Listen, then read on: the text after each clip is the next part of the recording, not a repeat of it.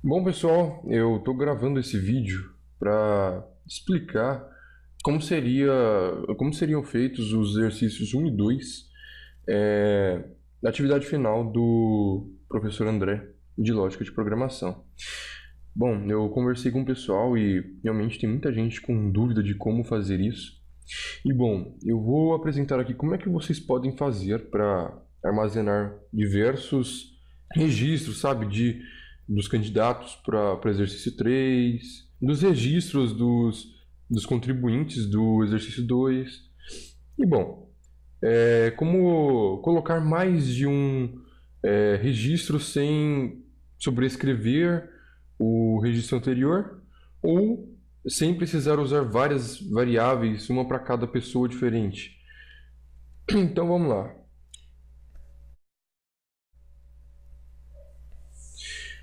Bom, para começar, vamos tentar entender como é essa atividade. A calculadora, eu vou pular ela. Nós vamos utilizar para aprender esse conceito, utilizando o exercício 2 do imposto de renda. Vamos dar uma olhada no enunciado dele. Faça o exercício anterior do imposto de renda, porém com algumas funções adicionais, sendo elas uma função que permita saber a média dos descontos por dependentes concedidos, o total de impostos recolhidos e o CPF do contribuinte com maior valor recolhido. Bom, daí a gente começa a pensar, o que eu vou precisar para fazer uma função que permita saber a média dos descontos por dependente concedidos? Do que eu vou precisar para descobrir o total de impostos recolhidos? E para descobrir o CPF do contribuinte com maior valor recolhido?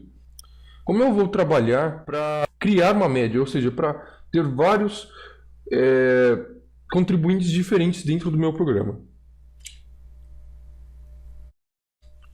Como fazer o cadastro de vários contribuintes? Será que eu poderia trabalhar utilizando mais de uma variável? E como você faria para comparar essas variáveis? E de quantas variáveis você iria precisar? Será? Você iria fazer só 2 cadastros? Só 3 cadastros? Bom, vamos tentar pensar de uma forma diferente. Como você faria para fazer o registro desses contribuintes de outra forma?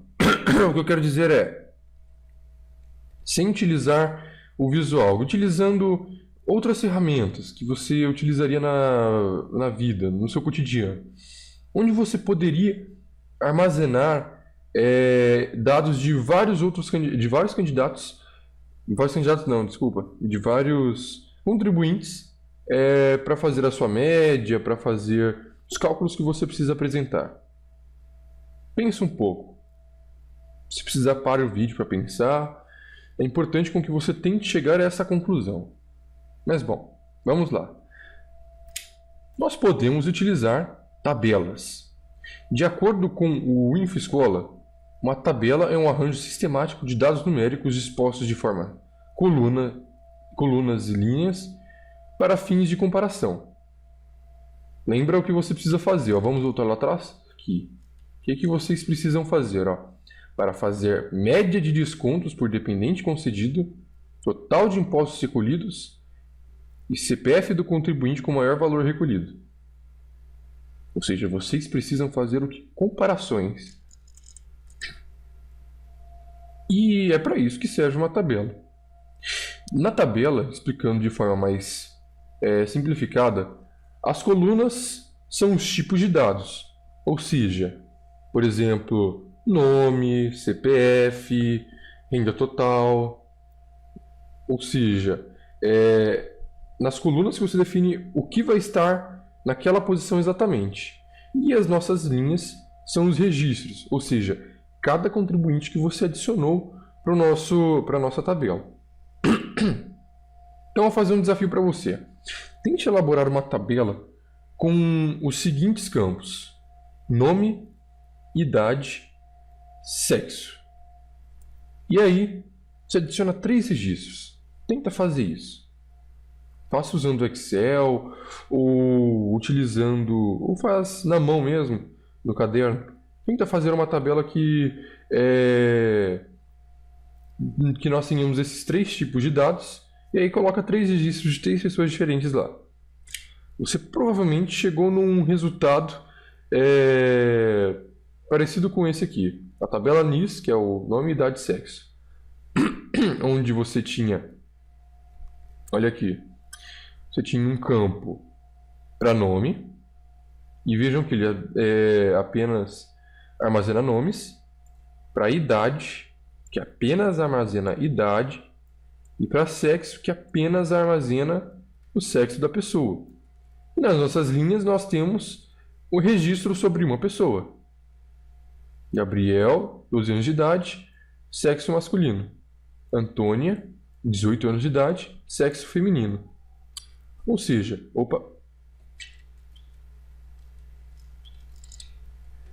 você pode adicionar quantos dados precisar sobre os registrados e sem precisar criar tabelas diferentes para isso. E me diz, se parece com algo que você já fez? Vamos reler o exercício do imposto de renda, então, que nós já fizemos anteriormente. Desenvolva um algoritmo para o cálculo do imposto de renda. O algoritmo deve receber o CPF do contribuinte, a renda anual e o número de dependentes. Então, calcular o imposto do contribuinte. Segue a taxa de imposto. Nós sabemos que o quê? Se a renda do contribuinte for menor que R$ 2.000, ele estará isento do imposto. Se for menor que R$ 5.000, ele pagará uma taxa de 5%. Se for menor que R$ 10.000, ele pagará uma taxa de 10%. E se for maior que R$ 10.000, ele pagará uma taxa de 15%. Sem falar, o contribuinte receberá um desconto de R$ 600 para cada dependente. E ao final, prestem bem atenção, o programa deve apresentar uma ficha com os seguintes dados: CPF do contribuinte, renda anual, número de dependentes, imposto de renda e desconto obtido. E aí? Aquela tabelinha lá do começo, se parece com algo que você já viu? Você pensou bem? Se parece muito com isso. Com todos esses dados que você coletou, você pode fazer uma tabela. Mas aí vem a pergunta: como fazer uma tabela no Visualg? E eu te respondo. A tabela pode ser feita através de vetores e matrizes. Algo que a gente aprendeu de forma um pouco rasa, mas funcionam de forma muito simples. Os vetores os atores e as matrizes são variáveis que podem armazenar múltiplos valores. Como, por exemplo, as diferenças que a gente pode citar entre o vetor e a matriz. Na verdade, o primeiro que a gente tem aqui é uma singularidade entre eles. As informações de um vetor podem ser apenas de um tipo, como caractere ou inteiro. Ou seja, se você criar um vetor do tipo inteiro, você não poderá colocar caracteres dentro dele. Se você criar um vetor do tipo caractere, você consegue armazenar números, entre aspas, dentro de um vetor, mas você não pode fazer comparações com ele, como se determinado valor dentro do vetor, que é do tipo caractere, for maior que 10, então faça isso. Não dá para fazer, porque ele não consegue comparar caracteres, desculpa.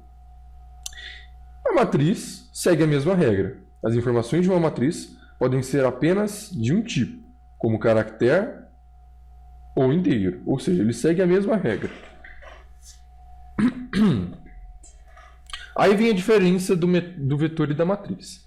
O vetor pode apresentar apenas uma coluna, ou seja, armazenar apenas uma característica, como idade ou nome.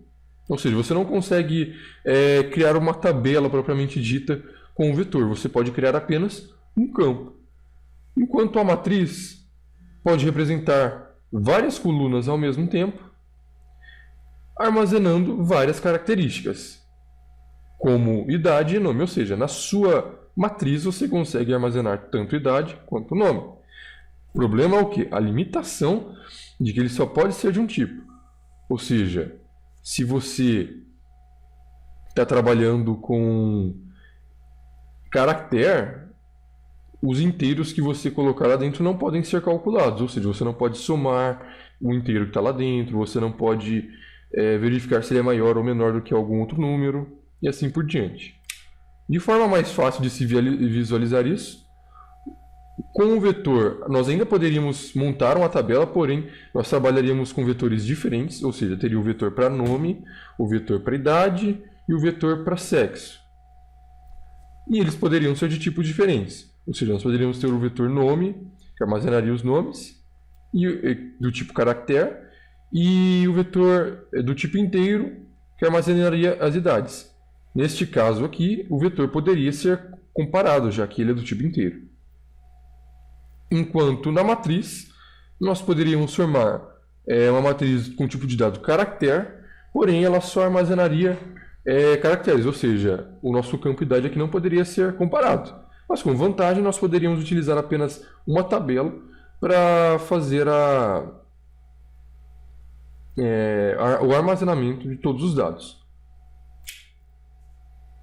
E bom, agora nós já sabemos a teoria de como fazer isso no Visual. Vamos um pouco para a prática agora.